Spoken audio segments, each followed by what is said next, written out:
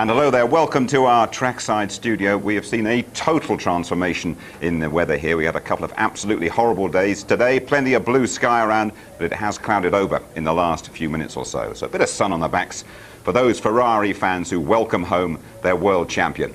Michael Schumacher arriving after 3 long-haul races, 8 points clear of the man he now considers his main rival, his younger brother Ralph.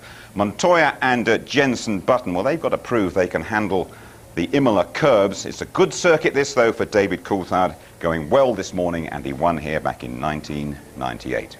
Mark Blundell and Tony Jardine with me. Welcome. It has darkened considerably since we came on here over Imola. Look at those clouds above the racetrack, and rain is forecast for qualifying that starts in less than 20 minutes' time. Mark, who'd you go for in that particular struggle? I mean, Gerhard Berger's not quite sure. Do you go for the emotion of Montoya or for the calculating brain of Ralf Schumacher? Well, it depends, doesn't it? What do you want to go for? Do you want to look at the sparkler or do you want the firework? I mean, I want the firework. That's the type of guy that I like to be, and that's the type of guy I'd like to have in my team. And I think that Williams actually like that kind of driver. They have a history of having those guys in their team. Tony? No, I agree. They call him Monster, don't they, inside the team. They absolutely love, they worship Montoya. At the Christmas party, both drivers were there. Ralph came up first and there was kind of polite applause. Montoya came up the stage, they went berserk. They love him because he's audacious. He's prepared to make those moves. And when he can get his consistency into his game, I'm sure he'll be the overall winner. Sure, well, Ralf Schumacher was the winner here last year. Remember, Montoya had all sorts of trouble with the curbs that are a special feature of this Imola circuit, and even Michael Schumacher in the rain yesterday was affected. Oh, world champions make mistakes as well, but you know, you've got to force the car through the curbs here to make anything of your lap, and Michael's just putting, you know, to the limit. That's what he normally does in practice. He makes sure he pushes everything to the far end of the envelope. It was wet, dreary. He needs to know what the difference is, but this guy makes the same issue. Yeah, Montoya, as far as talked about it before me, he retired. Both drivers retired here last year, but it's a very, very technical track, and it's underutilised track. They can't use it for testing, so that surface is absolutely like glass, as you found out the other day when you walked on the tarmac and went absolutely very, very slippery, that bit of tarmac. Just give us quickly an insight into what's going on in the pits right now. What are they doing? Well, like us, they're looking up at these clouds thinking, goodness me, what are we going to do now? Change the settings back, keep it on dry, and there is a concern about running out of wet weather tyres because they only get 7 sets each. Right, let's just take a closer look now at this circuit. We're about 60 miles away from San Marino itself. The circuit's been modified since those tragic deaths of Roland Ratzenberger and Ayrton Senna 8 years ago. While Giancarlo Fisichella has been flying around in the wet, watched by Martin Brundle. Prepare yourself for just over 3 miles of waterlogged San Marino racetrack on board with Fisichella in the Jordan. Stay left on the pit straight. There's a long sweeping left ahead of you before the first complex, the Tamburello chicane. Let's look at that from an aerial view. 180 before braking, sweeping through the first part. 100 miles an hour in the middle, a short straight and a sweeping left-hander to finish. Now let's drive that section.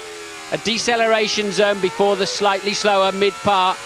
Carefully on the throttle, sweeping through the left-hander, and then another squirt down to the Villeneuve chicane. Again, a decelerating left, a tighter right, a short straight into Tosa. Driving that section is 185 on the way in, braking and downshifting through the first left, 100 through the middle. Mind the curb on the exit, bring the car to the right, and then down to second gear, just 60 miles an hour. Take the karting line, let the car slide to the outside, it's more grippy, but mind that white line. He's so careful on the throttle. Bring it to the left, ready for the blind crest, heading into Piratella, 170 miles an hour. The front of the car sliding, he's desperately trying to get it into the corner. A slower Ferrari ahead of us. We sweep up the inside to Acqua Minerale, 170 miles an hour, down to 130, down to 70. Now you're heading uphill, 4th, 5th, 6th, 7th, before the Variante Alta. It's an 80-mile-an-hour chicane, blind to the driver, but from the helicopter it looks easy enough, doesn't it? As slippery as it is today, though. Back on board with Fisichella then, down the gearbox, clipping the curb on the right, on the left, and squeezing the throttle so carefully on the exit. Heading downhill now towards Rivazza, 185 miles an hour. We're beginning to get in the spray of another car. There are the 2 Rivazzas. The first one slightly tighter at 60 miles an hour than the second at 80 miles an hour. You have to be careful under braking. And as soon as the speed decays, you can suddenly see the car ahead of you. Second Rivazza then, 80 through the apex. Back end of the car moving around a lot. Move to the left for a flying right-hander into the final chicane. Fisichella's got lots of confidence. He moves out of the spray of the BAR and sneaks up the inside curve. It's called the Variante Bassa. It's a sluggish 55 miles an hour, but it serves as the launch pad into a whole new lap. We could just have those conditions again for qualifying. Went really well in the wet yesterday, Giancarlo Fisichella. This was him after a spin in the dry this morning. He was second behind Michael Schumacher yesterday. Fisichella's Jordan finished up 13th after the sessions today. OK, let's join Louise Goodman now, shall we? It is Minardi's 275th at Grand Prix, and Lou, a landmark weekend for some other teams as well. That's right, Jim. It wasn't exactly party weather earlier in the weekend, but that didn't stop Minardi rolling out the obligatory cake to celebrate their 275th Grand Prix. And like you say, there are anniversaries up and down the pit lane. It's Sauber's 150th race, and Arrows will be making their 375th start. It's also a special weekend for Rubens Barrichello. It's his 150th Grand Prix, and what's more, he'll be making it in his brand new 2002 Spec Ferrari. When you rejoin us, we have a very special studio guest, one of the most powerful characters in the world of motorsport, the president of the governing body, the FIA, Mr. Max Mosley.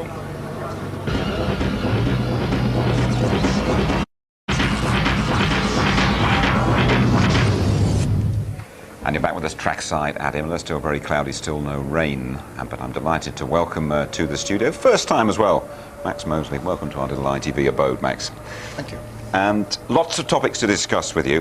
First of all, when you watch, as you always do our programme, I know when you watch Messrs Montoya and Michael Schumacher having a verbal scuffle, how do you react?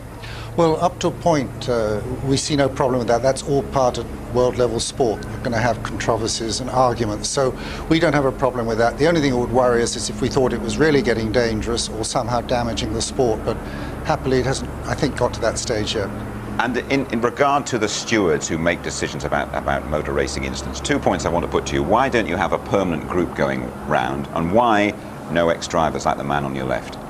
Well, the reason we don't have permanent stewards is because they become part of the circus, and what's very, very important when people have to judge things is that they should be completely independent. They shouldn't be friends with one particular team or whatever.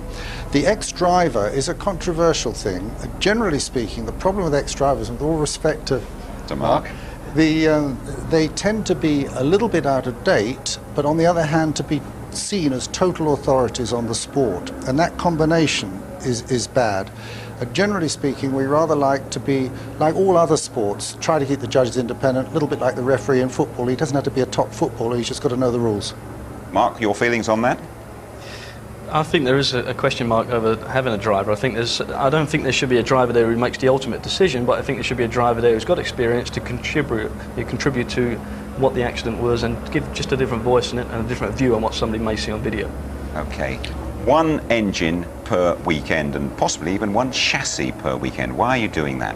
Well, what's happening at the moment is that they use, top teams will probably use 3 engines, one on Friday, one on Saturday, one on Sunday. And that is massively expensive. And an engine costs the same whether you build it to go for 800 kilometres or to go for 300 kilometres. So this is causing real difficulties to smaller teams. The big teams can afford this, the smaller teams can't. So we bring in the one engine rule. It means that the costs go down dramatically. And that's good for the little teams, but as far as the big teams are concerned too, if they've got the money, they may spend it on something else, but they're not the problem, it's the small teams. Is it the difference between surviving and not surviving for the smaller teams? We believe so, because the figures are horrific. The engine costs at the moment for the small teams can be $25 to $30 million, so say £20 million, give or take. Now, a lot of them have got a hole in their budget that's nearly that big. Now, that can't go on for very long. So if you, as it were, reduce by half or maybe even 1/3 of the number of engines, you make a big, big improvement. There's been talk of a rival series from the manufacturers to rival the world of Formula One. With the collapse of the Kirsch empire, do you think those manufacturers could come in now and join you? Well, I believe this will happen. I've never really believed that they would actually put that rival series together, because there is a world championship. If you have 2, it just damages everything. It's not what the public want. And in the end, all this, I think, is manoeuvring for position between them and what was Kirsch will now be the banks. And I think it'll all get settled. you think that the two worlds will come together? Absolutely, because I think everyone realizes that one big world championship is much more valuable and interesting than two small world championships, and far greater than the sum of the values of the two. And in the end, they're talking about money, and they'll all get more money with one championship than they will with two. It's just that simple. We could speak all weekend. The qualifying session's looming. We really appreciate you joining us here, Max, and I hope you keep enjoying the programme as well. Thanks for having us. Okay. It's fantastic for Jenson Button, who all of a sudden finds himself a wanted man, Tony. Yeah, I think we should emphasise on this programme, we've said all the way through last year, he'll never lose his talent, but Jaguar are interested in him. Lots of other teams looking at him carefully, but he's still owned by Sir Frank Williams. So Fabio Briatore, the Renault boss, says by the British Grand Prix we'll find out about his future later in the year. So it's great for Jenson, he's doing very well. And Jaguar might save themselves a few quid. I think that is a big factor. Nicky Lauda must be sitting there now and saying, like, what's the point of spending 9 million on a guy I've got now? I've got a car that's underperforming. Let's put 6 million into the car, make that faster, then we get the star driver back. But Jenson Button could fit the bill. Jarno Trulli's happy with his new surroundings at Renault, obviously, but he too had a spin, Tony, yesterday. Yeah, well, this is what we've been talking about this morning. Tyres will be a big issue here, and the Michelin wet weather tyre is slightly behind the Bridgestone. In fact, 1.7 seconds when they were testing at Valencia last week, and you saw Jarno get caught out there and lose his front wing as well. But he nearly got to the end of the Brazilian Grand Prix, not quite. His luck, bad luck came in again. Now just keep an eye on Heinz-Harald Frentzen. He's won here before and he's kept his arrows in the top 10. Yes, Jim, one of the performances of this weekend has been Heinz-Harald Frentzen. Heinz, of course, a winner here in '97. You're a bit of an Imola specialist, is that fair to say? Well, really, different times, different cars, all matters. I do like Imola, of course. It's a challenging circuit, especially on the braking. You ever have a good car, and that's where you gain the lap time. The season's been a bit disappointing for Arrows so far. Is this where you start to improve? Well, I think we're having sign of improvements, and we have been a bit late start of the season, but I think we strongly will come back. And where can you find most time at this circuit? Yeah, as I said, it is a circuit where you do have a lot of braking areas. It's a lot of acceleration and braking, so you need a bit of power, but as well a good braking performance. There's not so many challenging corners on the track, so basically it's a car performance track here. Thanks, Heinz-Harald. Frentzen is one of the drivers who's got to grips pretty well with this circuit, as has Jacques Villeneuve, it has to be said, 9th in the warm-up this morning. Now with me is James Robinson, Chief Race Engineer for BAR. James, that wasn't the case yesterday, was it? You struggled in the wet. Yes, obviously very wet yesterday, and we struggled to set the car up in those conditions. With these changeable conditions we've had, what kind of problems does that present for the engineers? Obviously a lot of problems. We haven't run in the dry, major problems on tyres. We've got new tyres here that we haven't run before, and brake wear, which is a major problem here for the race. And what's the situation with the weather this afternoon, do you know? Very changeable. Forecast saying may rain within the first 30 minutes of qualifying, so we have to be very careful. Does that mean that we're likely to see people rushing out to get a dry lap in? I think you'll see quite a lot of people going out for the first run within the first few minutes. Thanks, James. Okay. Happy birthday. So don't go away. It's going to be very lively early on because the rain clouds are still threatening over Imola. Good grid position, absolutely vital here. Over 20 years since the winner started from outside the first couple of rows. Let's join our commentators Martin Brundle and say good afternoon to James. James Allen. Thanks, Jim. Well, let's hope those clouds stay away for a little while at least, but undoubtedly an interesting qualifying hour in prospect. Ferrari very much the team to beat. Michael Schumacher fastest this morning in the free practice, but David Coulthard second fastest, and there are definitely clear signs of a McLaren recovery. This track has been very kind to McLaren recently. They've been on pole for the last 4 years here, and 2 of those years with David Coulthard. You have to go back, in fact, to 1997 to see the last Williams pole position here. We're looking at a lap from this morning of Michael Schumacher going around there. This was the lap in which he was fastest. You have to go back to 97 for the last Williams pole here, in 96 since Ferrari took the top spot. So McLaren yet to make a major impression on the scoreboard this season. Kimi Raikkonen's podium in Australia, David Coulthard's 3rd place in Brazil, and that really is about it. But as Jim was saying just before, this is traditionally one of the more open races of the season. We've had 5 different winners in the last 6 years. What do you reckon, Martin? Could be a McLaren weekend this weekend? McLaren looking strong, it has to be said, especially as the track was drying out. A bit of side-by-side action as they're showing earlier laps from this morning's running. We have Bernoldi out on the racetrack in the Arrows. They're just showing you the different styles between Barrichello and Trulli from this morning. Barrichello, of course, Ferrari Bridgestone on the left. Trulli, Renault Benetton, Renault Michelin, I'm sorry, on the right-hand side. That is the Villeneuve chicane heading then into Tosa. You can see that Barrichello is ahead. We have no data to go with this footage, but they're heading up the hill towards the Piratello corner, and the Ferrari pulling a long way ahead at this stage. Tremendous corner there, wonderful, wonderful grip, and you cascade downhill towards the Acqua Minerale. It's a two-part corner, and the second one you bury into the foot of the hill. Really, G-forces are tremendous through there, and this is the blind chicane up at Variante Alta, top chicane as it's known. And look how far Barrichello's ahead now, several seconds, and Bernoldi has expired already.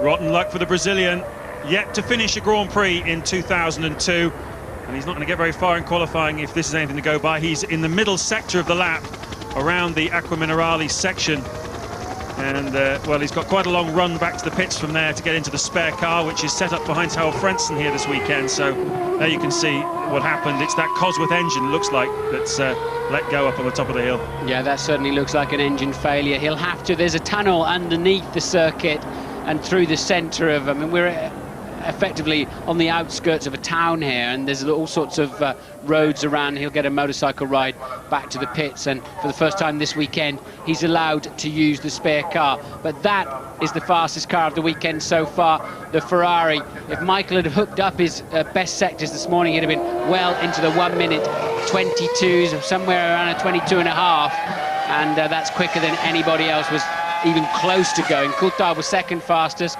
but James, we didn't see the true potential of the Williams. They were running on older tyres at the end. We think they had more fuel, so they were sandbagging, wagging, and getting ready for the race. I think they spend more time, they have more understanding of how to prepare those Michelins for the race. I think better understanding than McLaren at this stage. They've got a year's more experience with them, of course. You're watching Alex Young in the Minardi.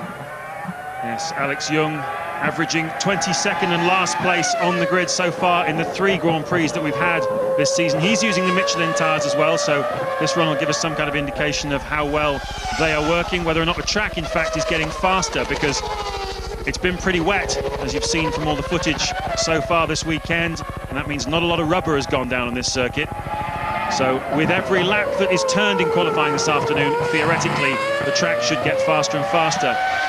We've heard talk about rain, possibly half an hour into the session. At the moment, still some sunshine peeping through the dark clouds as Alex Young comes down to Ravazza 1 and then Ravazza 2, this double left-hander towards the end of the lap, picking up the speed to about 175 miles an hour as he whips round that right-hander and then into the Variante Bassa, the low chicane, as it's called, and crossing the line for a 1:28.499, which is half a second faster than he went this morning, but a good 3 seconds slower. No, what am I talking about? 6 seconds slower than our estimated pole time for today. But here's Felipe Massa in the Sauber.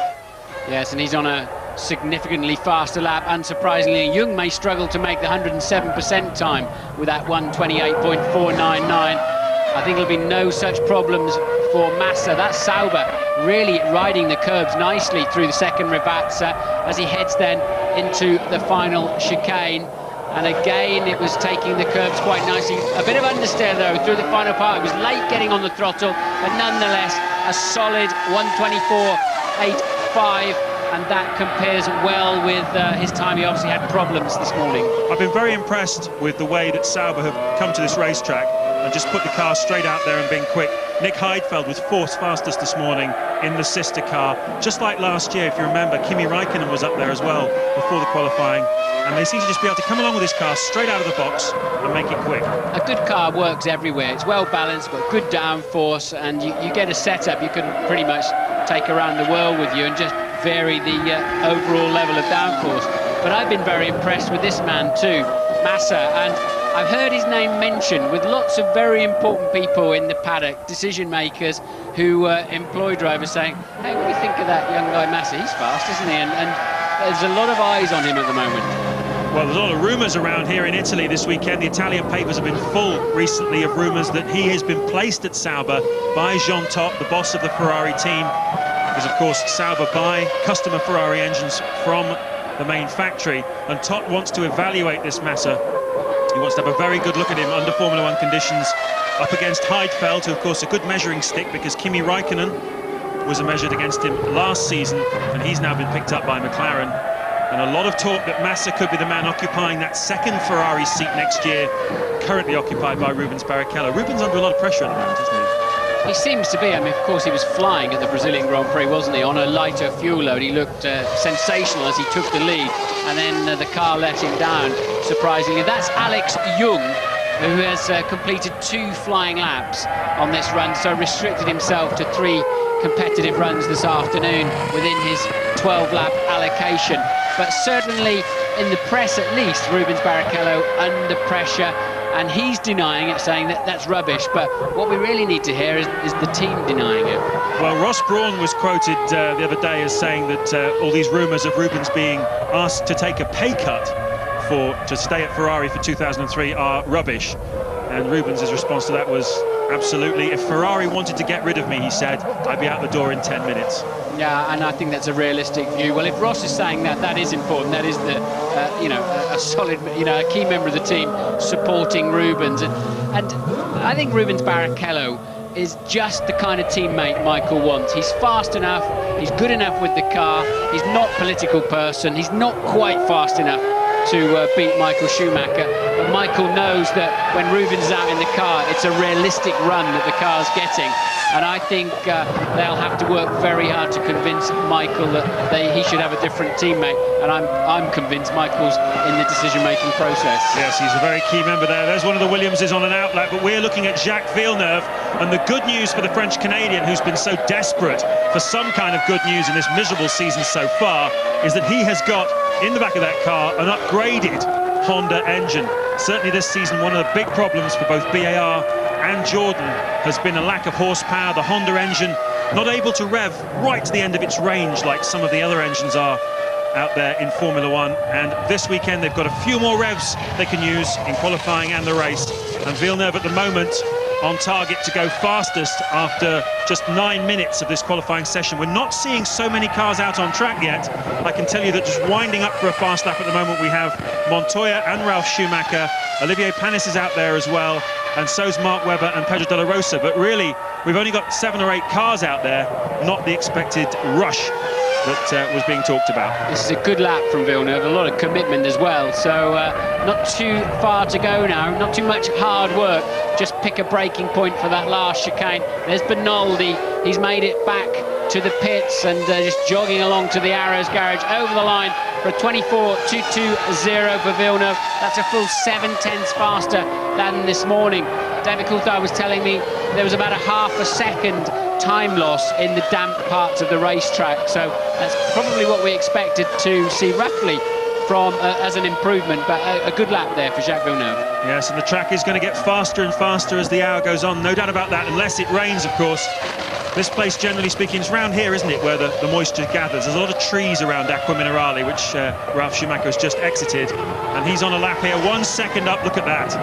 This is a stonking lap. I mean, you could just see the speed as he went into Acqua Minerale, just mind-blowing commitment and grip that car's got. And this, I think, is the first time we've seen the Williams show their hand fully.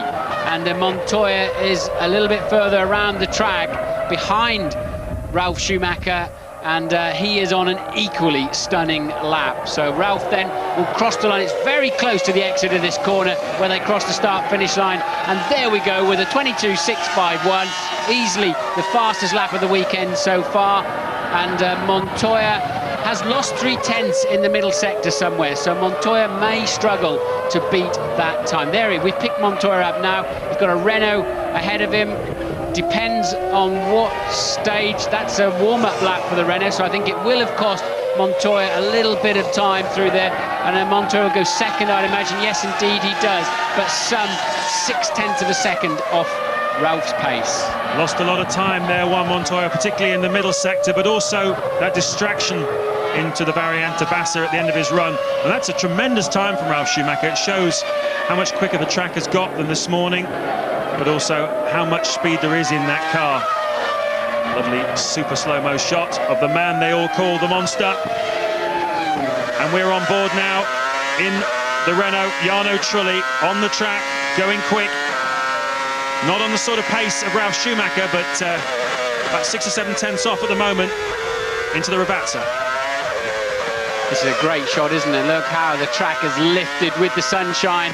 A bit of break-up as he went under one of the pedestrian bridges. Now the big stop for that last little Variante chicane, and there's the start-finish line, and he goes third. So Trulli up to third with a 23.650, and that's much quicker than he went this morning. Full 2 seconds faster than his best lap of this morning. Described this car, this Renault Formula One car he has this year, as the best Formula One car I've ever driven. At last, he said, I'm finally in a decent Formula One team. Louise, what can you tell us? I'm down at the McLaren garage, James. Kimi Räikkönen looks like he's just about to make his way out onto the track. Still no sign of David Coulthard, though. In fact, the team have got the screens up in front of the garage, which is a bit frustrating. Can't really see what's going on. I've been up on the tiptoes, though, had a peep over the top. It looks like just set-up work on the T car, but I believe they've had to change the engine on David's race car, so they're still putting that back together at the moment. Yeah, bad news for him then. That means they have to split the car, and the new engine goes across the gearbox, and all the rear suspension fits onto the engine. It's all very much a stressed item, and sometimes the car doesn't always handle exactly the same. The geometry is a fraction out. It's checked, of course, and it should be identical, but it doesn't always handle exactly the same. Jenson Button, while we were hearing from Louise, went up into 5th place. There is a slow-mo replay of it. Not a particularly good lap for him. He's some 8 tenths slower than his teammate, who's up in 3rd, Trulli. So not a great first run for Jenson. Yes, I thought that quote of Trulli's a little harsh, actually, particularly on the Jordan team. They're a fine outfit, 3rd in the World Championship just a few years ago, but he obviously has bad memories of his time at Jordan, and is very, very happy to be in the Renault team. Currently lying 3rd then, 47 minutes of this qualifying hour still to go, and we're looking at the man who was 4th fastest this morning in the Sauber. We've talked about Massa and how good he's been. We've talked about how tidy this Sauber chassis is, powered by last year's Ferrari engine. And Nick Heidfeld is doing a terrific job to be just 2 tenths down after the first sector. That's a very, very good first sector indeed for him. So what's he going to do on the rest of the lap?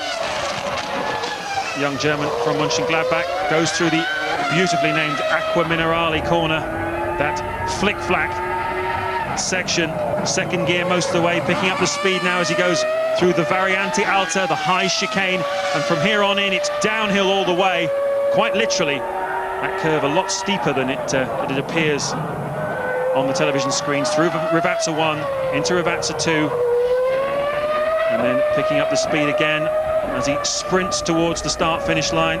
Final chicane, 175 miles an hour, down to 60 miles an hour, up over the curbs. It's the only way to be quick here at Imola. And what's Heidfeld managed? He goes 2nd, 4 tenths down, and that's a terrific lap by Nick Heidfeld.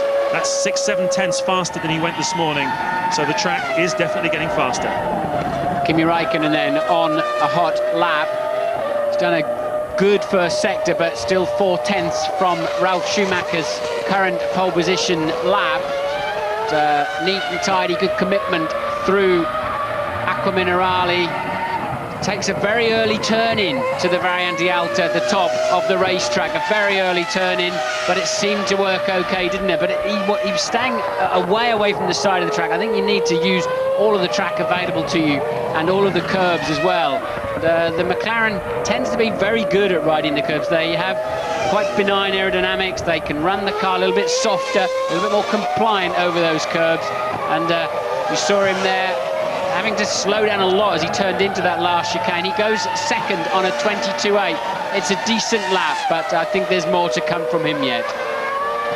Yes, and here we're getting our first look at Rubens Barrichello in the Ferrari 2002. This is the first time he's actually competed with the new Ferrari because he was forced to use the old one in Brazil 2 weeks ago, much to his chagrin.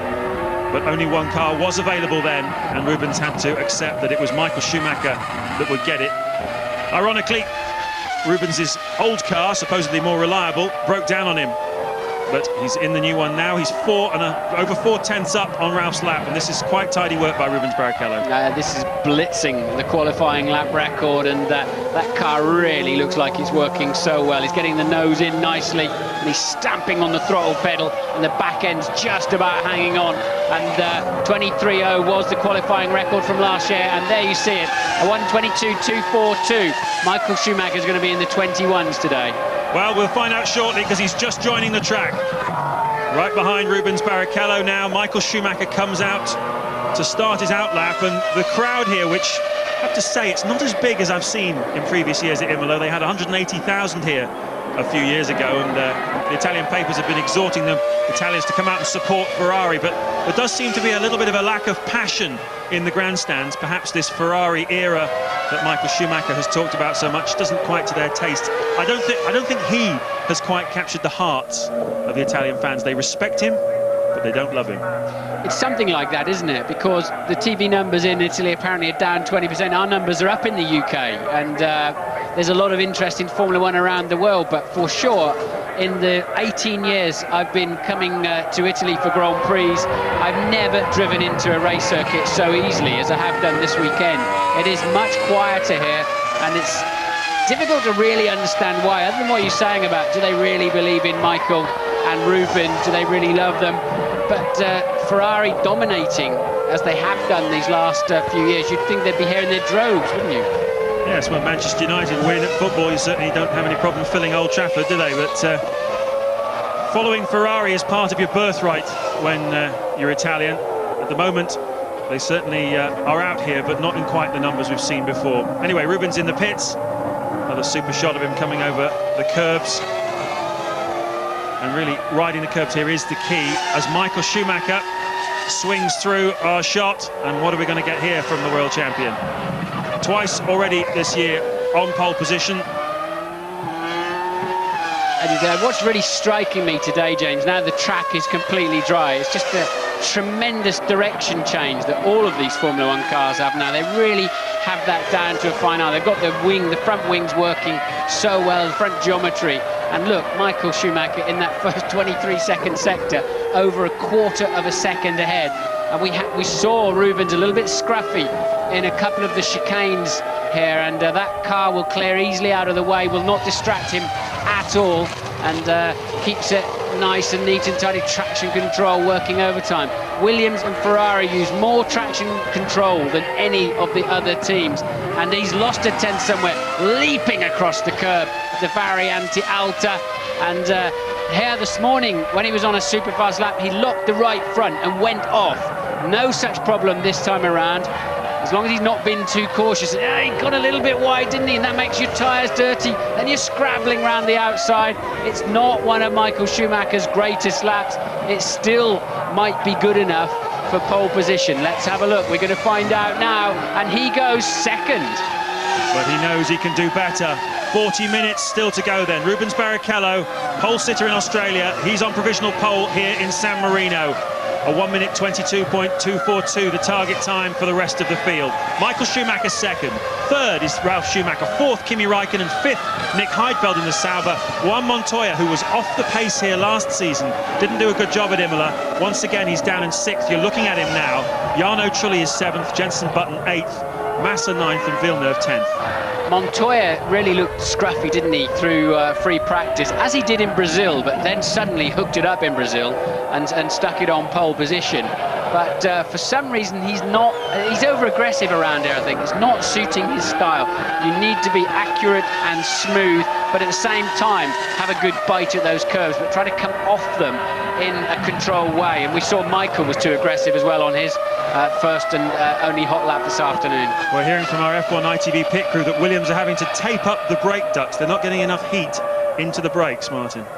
Well, it's dropped 3 degrees since this morning. The cloud cover came over, and all the temperatures are going down. Look at that. That's a stunning first run down to Tosa. So maybe he can hook it up again as he did in Brazil. So let's have a look, and puff of blue smoke there. I think it would be as the under tray hit the ground and the skid blocks just hit the ground coming over the crest. Don't think that was any technical problems, but and a bit of a scruffy couple of downshifts there by the auto system in the middle of Aqua Minerale, and he's lost a 10th in there, but it's not bad still, is it? It's absolutely good, you'd have to say. He's still got a great chance of pole. That car could get in his way in the Rivazzas. Let's have a look at where it is. I didn't see.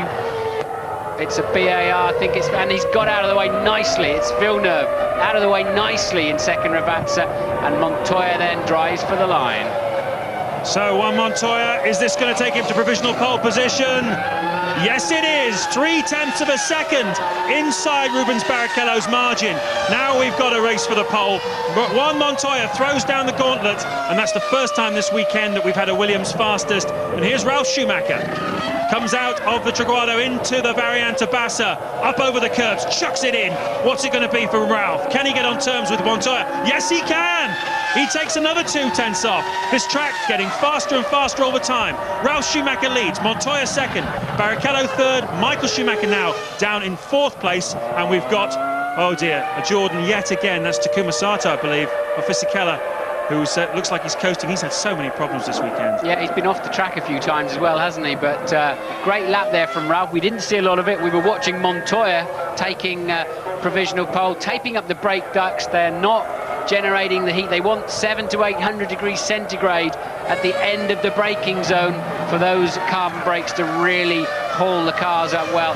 That also sometimes suggests if you can't generate brake temperature because you're not generating enough grip from the tyres, but the lap times suggest otherwise, don't they? And Coulthard then the final man to take to the racetrack, and Alex Young, as I thought, his 1:28 is nowhere near fast enough to get him in the race at this time, so Young is not qualified.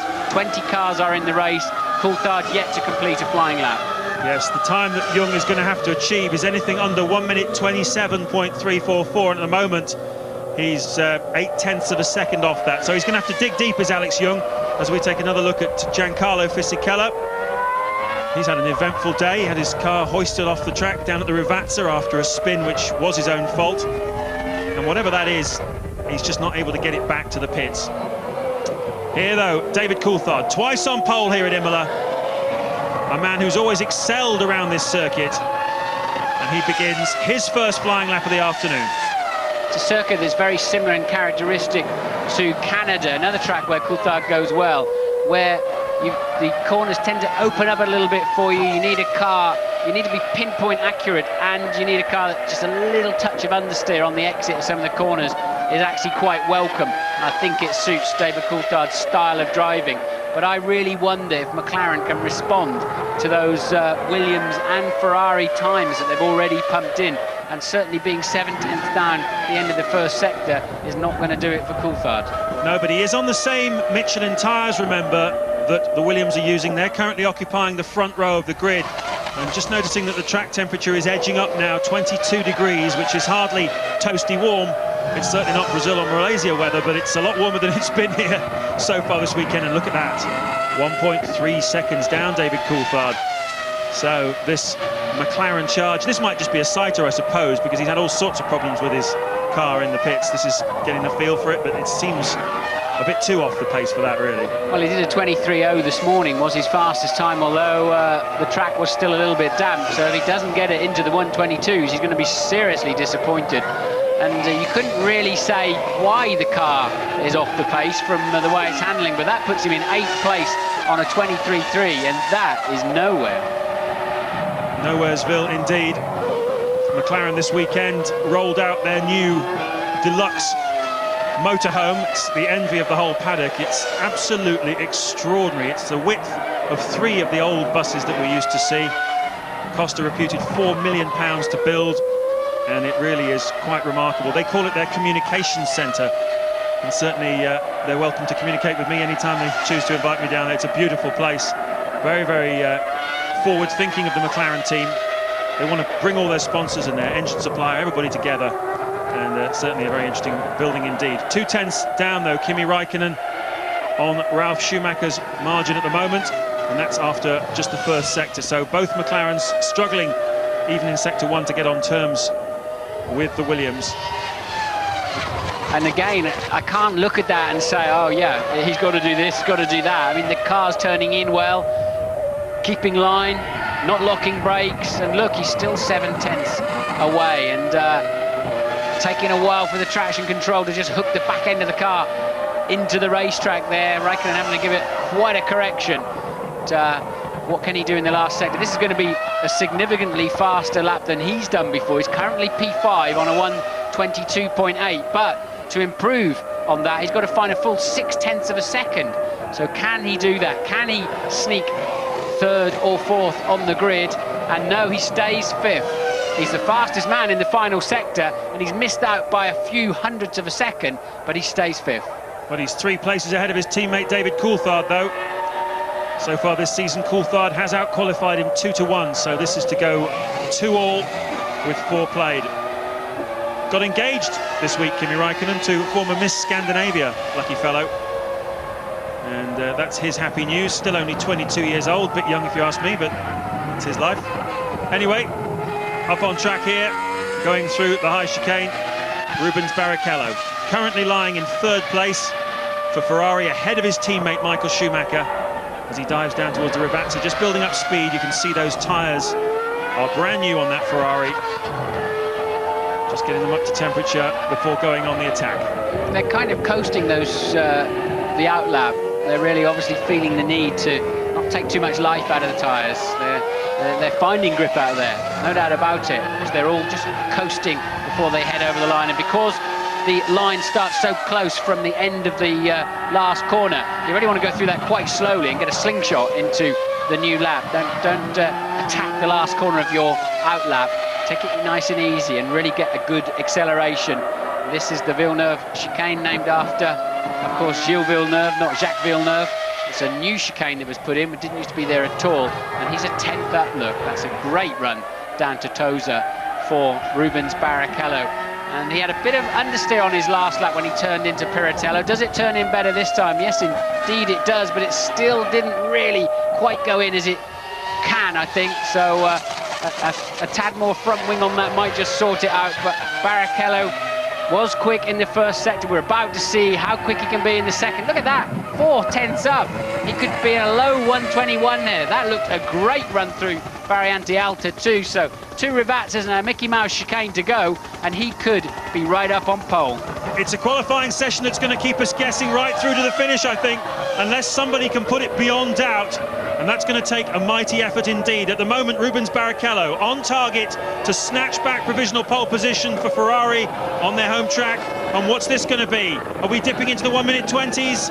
1:21.155 is the new margin with just over half an hour to go. Great lap by Rubens Barrichello. He's now on provisional pole ahead of Ralf Schumacher 2nd, Montoya 3rd, 4th is Michael Schumacher, 5th Kimi Raikkonen, 6th Nick Heidfeld, 7th Jarno Trulli, 8th David Coulthard, Jenson Button in the 2nd Renault holding on in 9th place, and Jacques Villeneuve doing very well, as you see Giancarlo Fisichella just running back in to get into the spare Jordan. Villeneuve doing very well in the BAR to still be in the top 10, I would say.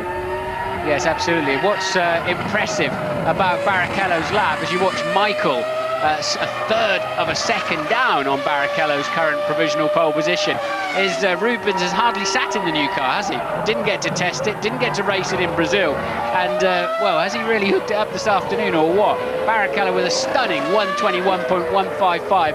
That's a full just about 2 seconds under the qualifying lap record, and I wonder if Michael's going to get anywhere near it. He'll, well wide out of the last corner, goes 3rd, but stays half a second down on that stunner from Barrichello. Barrichello on provisional pole from Ralf Schumacher, Michael Schumacher, Montoya, Raikkonen and Heidfeld round out the top 6.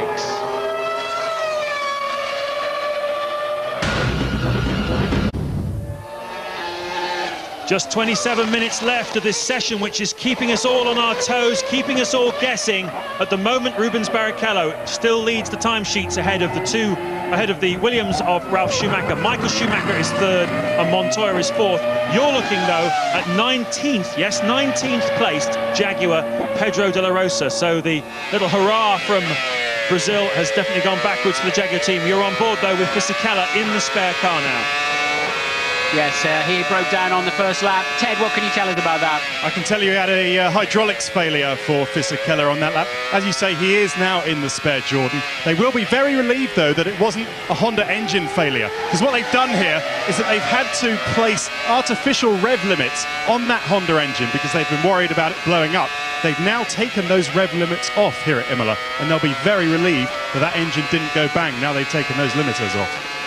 Yes, indeed. That means they're pushing probably just another 200 or 300 revs, but that's enough in those sort of stratospheric rev range they're using, over 18,000 RPM.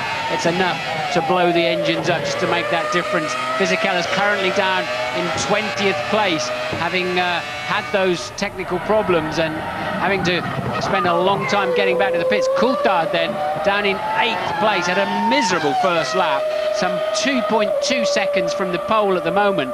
And what can he do this time? We're going to see his first sector time. He was 3/4 of a second down on his first run. He's still 6/10 down. What is going on? It certainly doesn't look like his day at all, David Coulthard, on a track he knows and loves, where he's been a very happy hunting ground for him over the years. Fisichella, incidentally, for those of you who are following him just a second ago, up to 14th place now, one position behind his teammate Takuma Sato, as Coulthard attacks Aqua Minerale up the hill, picking up through the gears, 4th gear, 5th gear. Up to 175 miles an hour, down to 75 for the Variante Alta, and then dropping down the hill, 185 miles an hour as he goes around that corner and then stands on the brake pedal. And this is a desperate effort from David Coulthard to get himself up there on the grid. His teammate, Kimi Räikkönen, currently lying in 5th place. Coulthard currently 8th. Is this going to do anything for him at all? Heidfeld and Trulli, the two drivers he wants to get in front of if he can at all. Yes, that'll do. Not brilliant, but he's right behind Räikkönen now. So it's Ferrari, Williams, and then the two McLarens.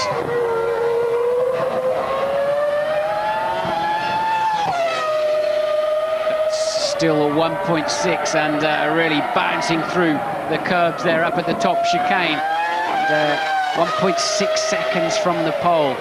Front tyres barely in contact with the racetrack through these chicanes. That's the lower chicane then for the second slow-mo there, and a different kind of slow-mo briefly.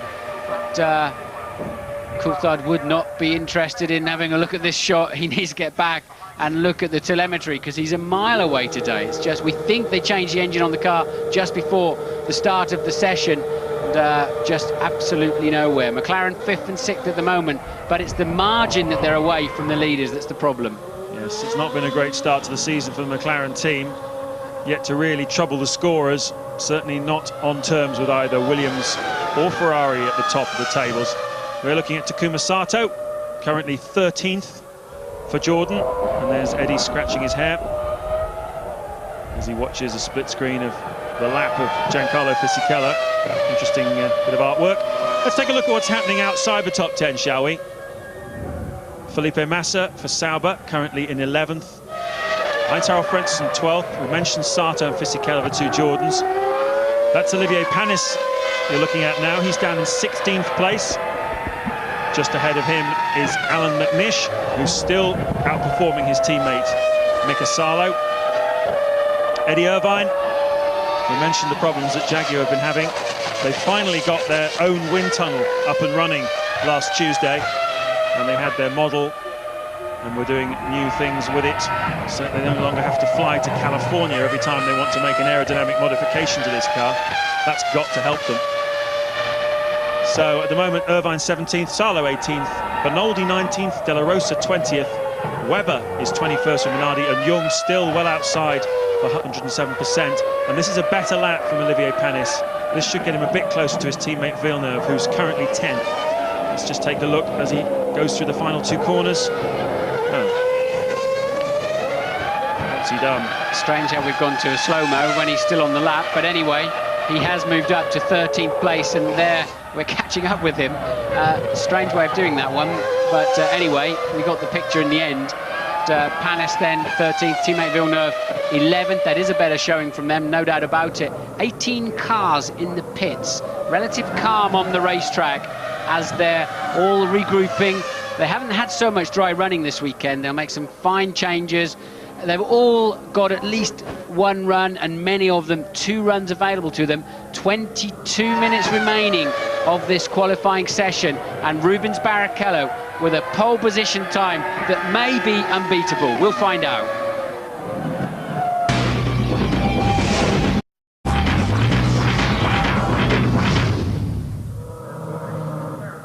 19 minutes of this fascinating qualifying hour still to go. Montoya reflective. Luca Di Montezemolo, you just saw a second ago, the president of Ferrari, also reflective. He's got one car on provisional pole position, but it's not the man he thought it was going to be. It's not this fella, it's Rubens Barrichello. Michael Schumacher still down in 3rd place, and from what we've seen of him so far in the 2 runs he's done, he just doesn't seem to be able to find the speed from this 2002 Ferrari. It's extraordinary, but it's happening.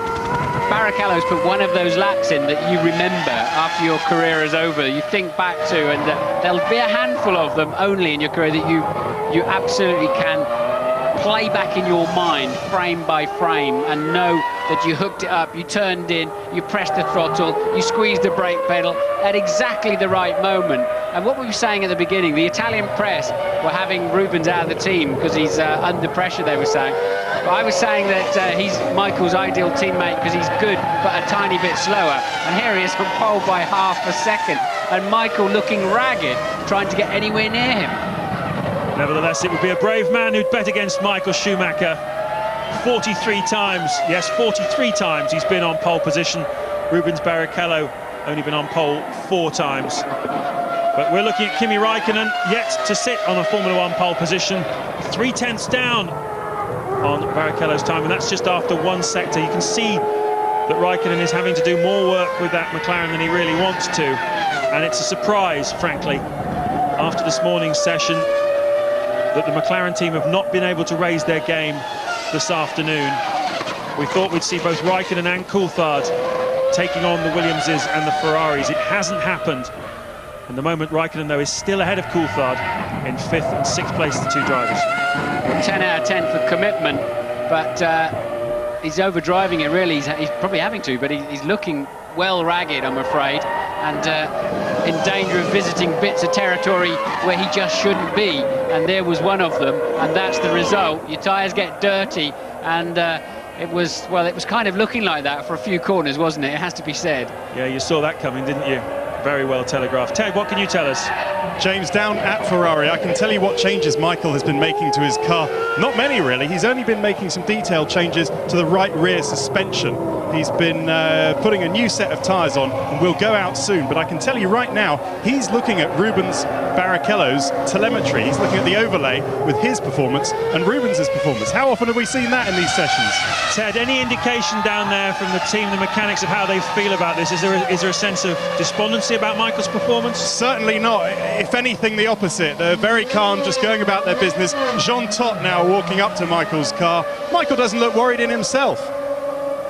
Well, I think he's got the confidence of knowing that he's got those 40-odd pole positions under his belt, and he knows he hasn't put a proper lap in this afternoon. He's had a couple of untidy ones, taking a little bit too much curb in critical places, but that's an awful lot of time to find. He's also got the confidence of knowing that the car sitting on pole is the same one he's in, a Ferrari, so the car is capable of the time.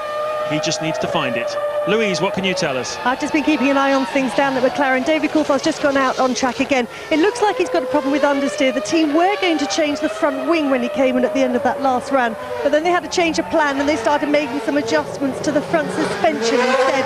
So it looks like it's a problem with mechanical grip that's keeping DC off the pace.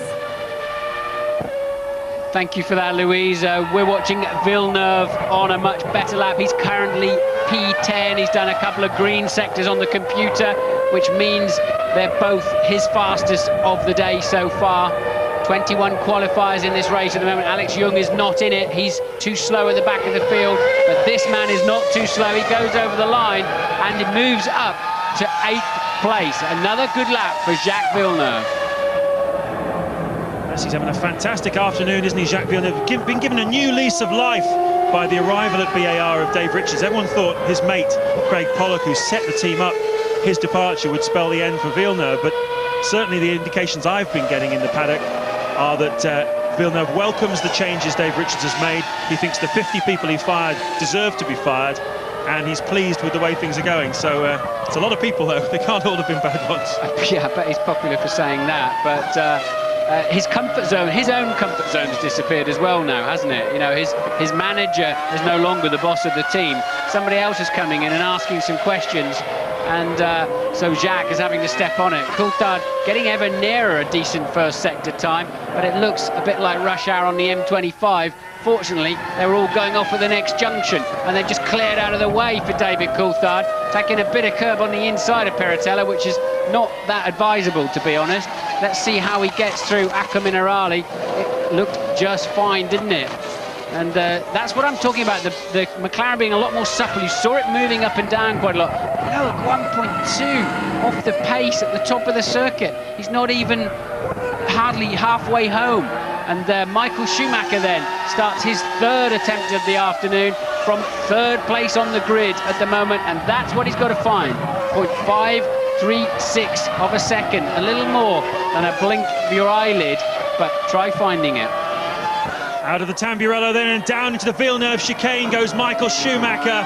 This is to try and get himself on terms with his teammate, and he's on terms. Look at that as he goes into the Tosa corner. 60 miles an hour, up the hill, up through the gears from second gear, third gear, fourth gear, up into fifth gear towards Piratella. Over the crest, the car goes light, 170 miles an hour, and into the Piratella corner. And cascade down to Acqua Minerale, tremendously fast on the way in, and just keep bleeding the speed off till the final right-hander, hook it up the hill, and that looked great, didn't it? Bring it to your left-hand side of the circuit. He's lost 0.19 of a second, though, through there, and that's a lot to make up in the final two revatzes. He's going to have to brake desperately deeply into this corner. You can see his body going down in the car as he pulls 2.5 to 3G deceleration. Tidier this time through second revatsa, and now a long sweeping right-hander. Nothing for the driver to do apart from pick a braking point and launch it across the curves, hit the throttle, let the electronics control the horsepower, and goes second. Just sneaks in front of his brother, but cannot sneak in front of his teammate. It's an all-Ferrari front row at the moment then, 12 minutes to go. And can this man do anything about it? Ralf Schumacher, it's not been a particularly good lap this for Ralf Schumacher. He's currently in third place, and I don't think this is going to do anything to improve his position. But we'll find out in just a second. He's had not a great middle sector as he comes across the line now. Ralf Schumacher stays third, 0.3 of a second down. And what about Montoya? He's going better. Juan Montoya into the Variante Bassa.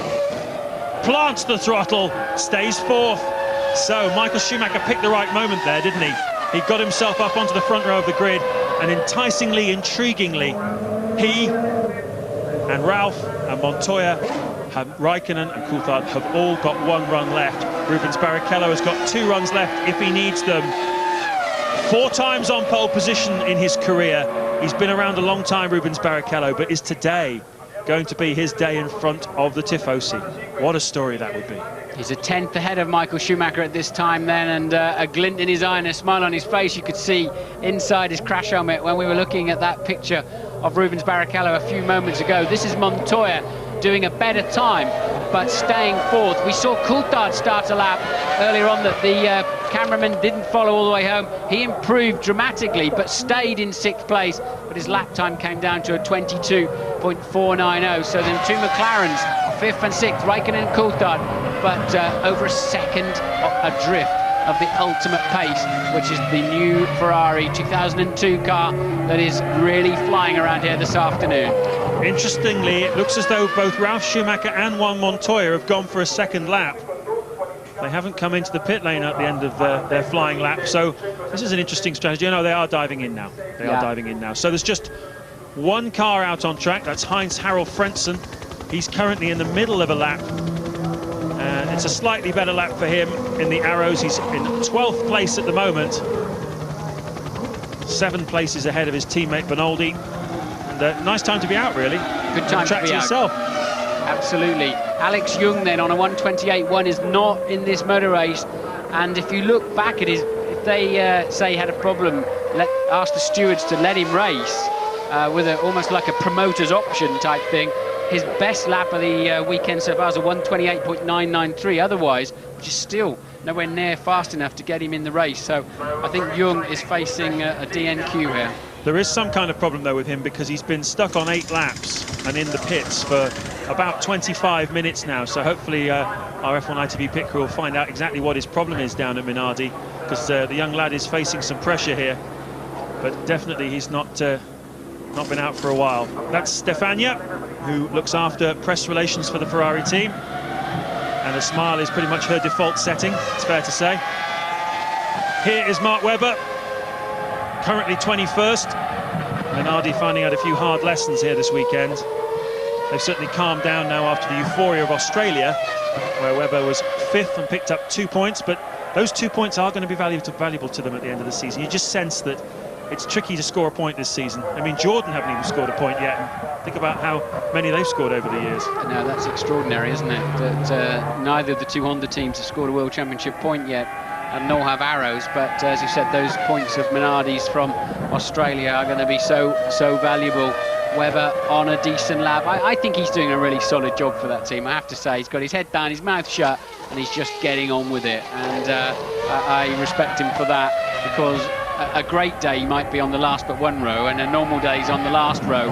And as you step on an aeroplane to go all the way around the world, knowing that to be reality, it takes quite a lot to really keep motivated. It's easier to keep your mouth shut when you're fighting for the last row of the grid rather than the first, because you get a little bit less attention. But he's a super chap, Mark Webber. Really, really nice guy.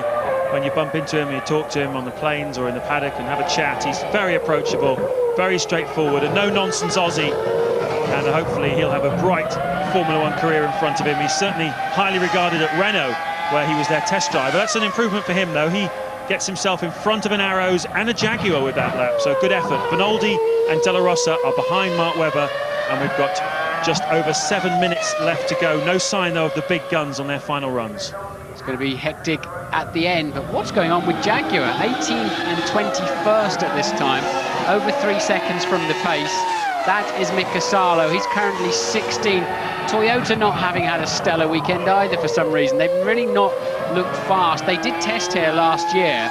It's not normally a test circuit. They weren't in the World Championship at that time, but this is not a circuit where the teams are allowed to come to make tests. So yesterday's wet running meant that they'd lost a lot of valuable time to collect data, all of them. That's true, but I think that's only once the season has started, isn't it? Because Ferrari came here for 3 days in February. And one of the reasons they've benefited, and you can see it in their position now, with Barrichello fastest and Michael Schumacher second fastest, is because they put 3 days in of testing back in February. Ted, what can you tell us? I just jogged down to Minardi, James, to find out what's been happening there. I can tell you that Alex Young hasn't had any car problems.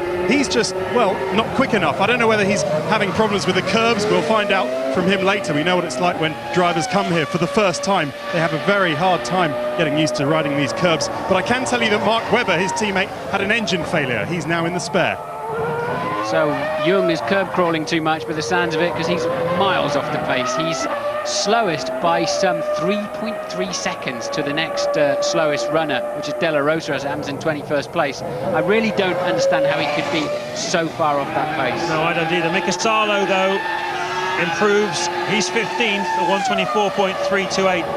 And Alex Young was actually in the pits for 29 minutes. So if he didn't have anything wrong with his car, what on earth was he doing sitting in the pits for half an hour? He's got plenty of, well, this is his final run. He's just gone out to start now, but very odd. Yeah, well, he's got to get down to a 126.8 from his current 128.1 to get in the Grand Prix, and here he is. Let's see. It's so far been a better middle sector, a slow first sector, but over the line he goes and doesn't quite make it. Look, a 27.241, that's not fast enough. The 107% rule, of course, is to filter out cars that are not fast enough, and he is outside 107% time. So at the moment, he's not in the Grand Prix. He's got 1 lap left. Well, arguably he used his laps up too early. Alex Young. The track has been getting faster all afternoon. Track temperature now up to 28 degrees. We're getting towards Michelin territory. This is the kind of conditions that the Michelin tyre likes. And is this going to play into the hands of Ralf Schumacher and Juan Montoya, of Kimi Räikkönen and David Coulthard, I wonder? Well, on the evidence of the last 55 minutes, you'd have to say the challenge to Ferrari, if it's going to come this afternoon, the remainder of this hour, is going to come from either Ralf Schumacher or Montoya. I can't see either Räikkönen or Coulthard getting off the third row of the grid. But we're all set for a showdown finish, and we've got a spin. That's the Minardi, isn't it? That's Alex Young on his way back to the pits. It's a bit unfortunate. Gets some grass on his tyres, and they'll want to get him out the way and hope he's not stalled it. No, he hasn't. He's kept the engine running because everybody wants to get out there and do the run. Nothing worse than when everyone's got one run left and somebody causes the yellow flags to come out. Yes, and that means if they do a faster sector where the yellow flags are flying, they almost certainly get penalised for that. Salo and McNish, 15th and 16th in the Toyota. McNish has just improved slightly. Michael Schumacher, we know from Ted in the pits, has changed the rear suspension settings. We know that Coulthard's changed the torsion bars. We also know them as the anti-roll bars, and controls the sway of the car, controls the transfer of weight from one side to the other. We don't know if they went softer or harder with those torsion bars. In fact, torsion bars are the springs, really, I should say, rather than the anti-roll bars. I'm sorry, it's the springs. So that's the vertical springing of the car, and we'll have to wait to see if that can improve Coulthard's day, which is pretty miserable at the moment. Sat on pole last year on a 1:23.0. He's on a 22.4 at the moment, but that's 6th place only. You're looking at Giancarlo Fisichella, and he's got a headache at the moment, not just in the form of the unreliability he suffered this weekend, but also in the form of his teammate Takuma Sato, because Sato has just improved to go 12th for Jordan, a 1:24.050, and Fisichella, this is his last chance. He's on a lap which, let me just compare that with Sato's. Well, difficult to tell at the moment, but we'll find out in a second. Is this enough to get him back in front of Sato and get himself up onto the 6th row of the grid? No, it's not.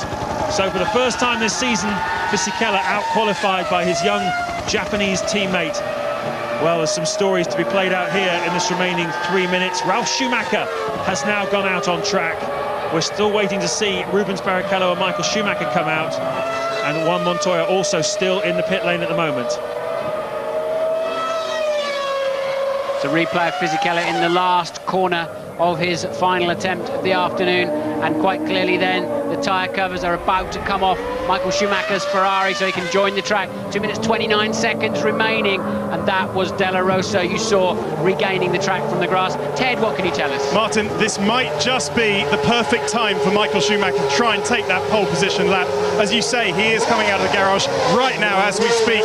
What's happened is that the cloud cover has come over. The sun is now obscured behind a very heavy cloud, and the track temperature has dropped considerably. Well, that should give them a little bit of extra grip if those numbers are true, if the readout is accurate on that one. Surprised if it's dropped so much so quickly, but Ferrari's line astern then, 2 prancing horses galloping to join their final fast attempt of the afternoon. They're 1st and 2nd at the moment in an unusual order. Barrichello leads Michael Schumacher, and this is Ralf. So Ralf is going to set the time first, then it's going to be Barrichello, because he's in front of Michael Schumacher on the track, which is interesting and significant.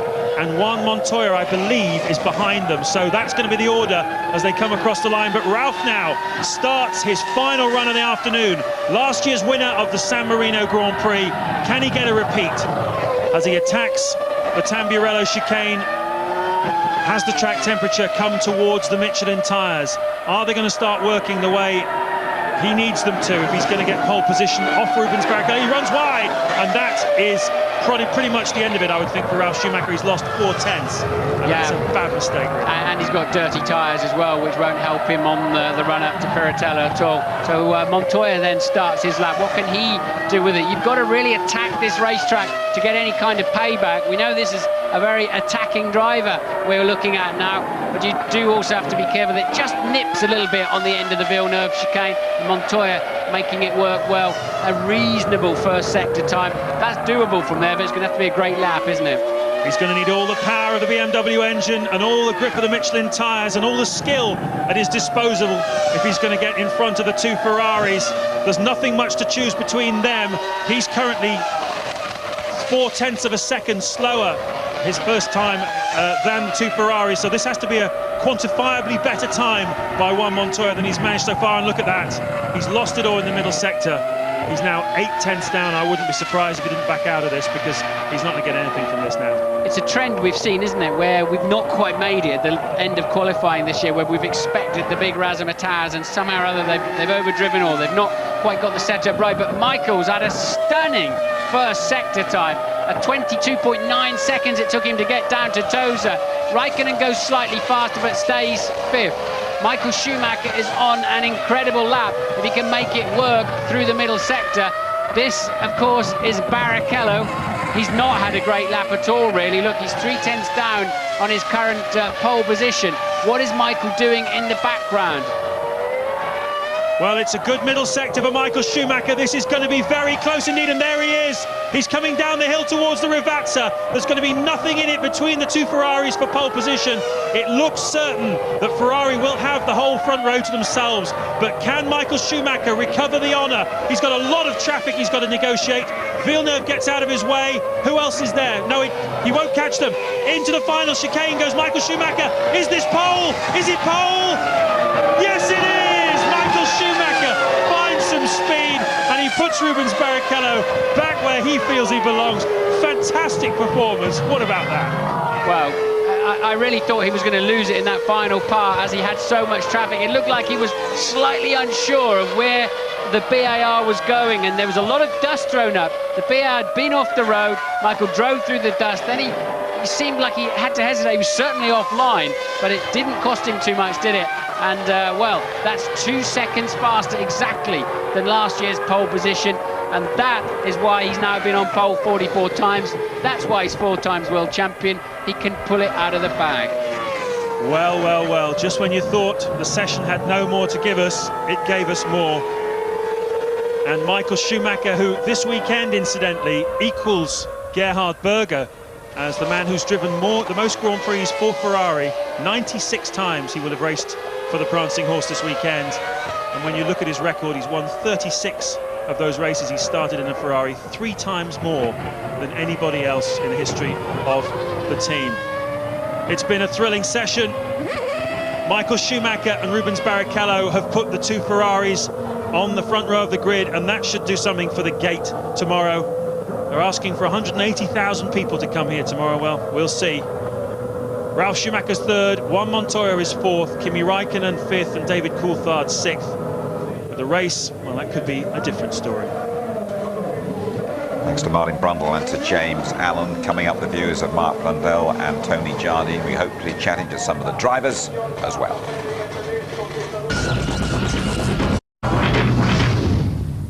Great finish to that qualifying hour. Michael Schumacher on pole. Let me just confirm the positions for you. Last Ferrari man on pole here, that was Michael Schumacher as well, back in 1996. Great effort from Rubens Barrichello. Then the Williams pairing, and disappointment for David Coulthard down there in 6th. Jenson Button 9th. Alan McNish 17th. Eddie Irvine, enough said, 18th in the Jaguar. Fine drive from Rubens Barrichello, though. Gave him the new Ferrari and he delivered, didn't he? He's got the new car for this weekend, and Rubens is oozing with confidence at the moment. There is a bit of pressure on his shoulders, the fact that everybody's talking about he's going to have to take a pay cut if he wants to keep his seat, but he really put the lap together here. The most impressive feature for me was just look how smooth the lap is. It's just pinpoint perfection, very smooth. A guy who looks like a Grand Prix winner for this weekend at this stage, and I have to say I'm quite confident he may be in the hunt for it. Outstanding lap, and at this point in time he really put the wind up everybody else in the grid. And Michael Schumacher, he had to work really hard to get past his Brazilian teammate. Well, this is the thing. I mean, Rubens has had a very difficult time in the first 3 races. He's likening it to golf now. He said, obviously, if it doesn't go well at the first hole, you believe it goes better at the second hole and so on. And that's how he's thinking about it. But Michael Schumacher impressed us so much here, because he worked his backside off during that session with his technical team. He must be thinking overtime, because being beaten by his Brazilian teammate like that in the brand new car, and Rubens has only been in the car about 3 times. It's quite a slap in the face This right at for the end, Michael this. Schumacher, yeah.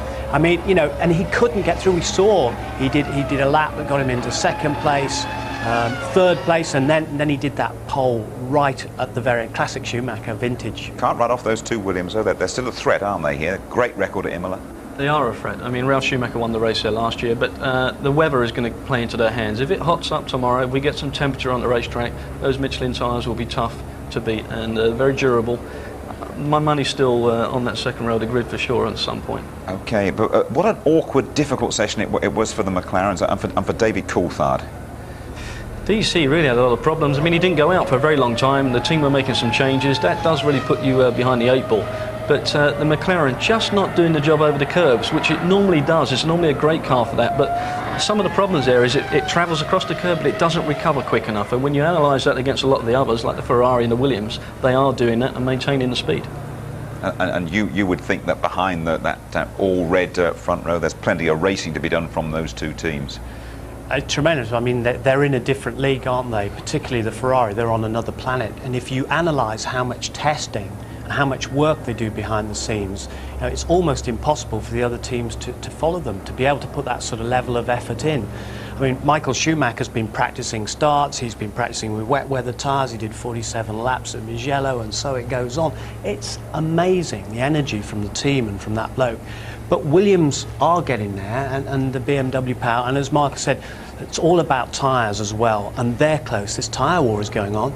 Michelin arrived with a new tyre, Bridgestone hit back with another new one. It's great, it's up and down. And we're not quite sure what we're going to get here tomorrow. Didn't rain in that session, but it could well rain tomorrow. It could well rain tomorrow. Fortunately for a lot of the guys, have got that wet weather practice on the Friday, so they have got some data to look at. But I'm going to wake up tomorrow, put my head out the window, and that's going to give me the result. OK, let us hear from Michael Schumacher. Here he is in the press conference. Michael Schumacher is on pole at Imola. I guess it was the same problem for everyone, honestly. I mean, nobody really had any experience. For us as well, it's the first time we're here with a new car, so we sort of had to work as quick as we could, and obviously we have found a very good solution if you see where the two cars are. Was it difficult out on the track? It seemed that most of you got caught up in traffic quite a lot. No, all my runs were clean. I mean, I didn't have any traffic situation. I did have traffic while I prepared my lap, so the out lap, but not really during the lap. Just very quickly from you two, is that the winner? Red Baron, that's me. Yeah, it's probably Ferrari psychology as well. He's already said that Williams will win this race, so clearly. Yeah, he's winding up. Thanks to you both. Now, you'll be sure to join us for our pre-race show building up to the San Marino Grand Prix just after midday here on ITV1 tomorrow. First, Murray Walker's reports. He's been following every second from home, and Murray believing that Montoya is battling both Schumachers, Michael and his own teammate, Ralf. We visit Alex Zanardi, 7 months on from the accident in which he lost both his legs and came close to losing his life. You spend half of your life sitting, as we are now. And when I'm sitting, I'm a normal man, you know. There's nothing missing for me, so even when I'm standing, it's hard, but I move, I go. And as I said to you, I have a great family, I have a great son. I'm here, talking to him, playing with him, making love with my wife. It's absolutely great to see Alex Zanardi smiling at that. Mark went to visit him in Monte Carlo at his home. It is an absolutely fascinating interview, that one. Alex Zanardi and Murray Walker spending a spot of time in the garden, as we've seen there, but keeping a very close eye on everything that's been happening in the world of motor racing. Damon Hill's going to be joining us in that build-up as well to the San Marino from 12:10 tomorrow. Highlights at 11:45 tomorrow night. It is an all-Ferrari front row at Imola for the San Marino Grand Prix. There'll be a bit of red around tomorrow. Be sure you're with us. Bye-bye.